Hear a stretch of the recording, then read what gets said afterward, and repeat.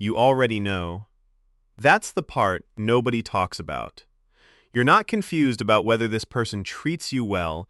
You scrolled back through the thread last night and counted how many times you reached out first. You already ran the math.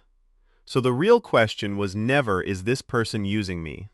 It's, why am I still here after I found out?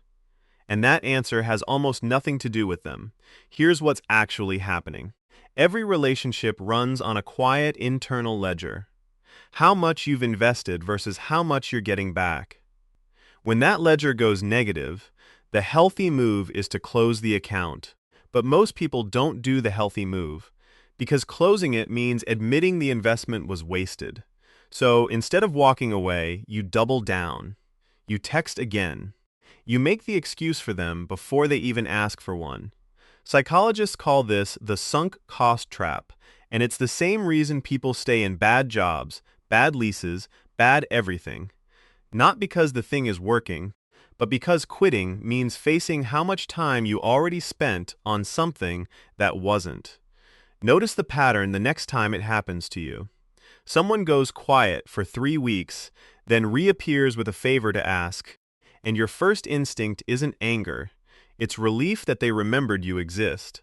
That relief is the tell. It means somewhere along the way, this person's attention became the reward, and their absence became the cost you're trying to avoid. You're not staying because the friendship is good. You're staying because their approval has quietly become the thing that tells you you're worth something. And that's a much harder thing to walk away from than a bad friend. This is also why the backhanded compliment works on you when it shouldn't. You actually did well this time should register as an insult. Instead, some part of you files it as almost praise, because you've adjusted your baseline to expect less. Once you've spent long enough around someone who gives you crumbs, crumbs start to look like a meal. That's not a flaw in your judgment.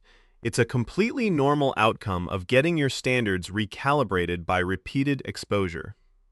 The fix isn't to try harder to earn better treatment. It's to notice that you're grading on a curve nobody agreed you should be on. None of this means the other person is a villain, either. A lot of one-sided relationships aren't built by a mastermind. They're built by two people, one of whom kept giving and never said anything, and one of whom got comfortable never having to ask. Silence reads as consent.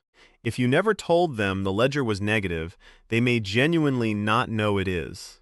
That doesn't mean you owe them more patience.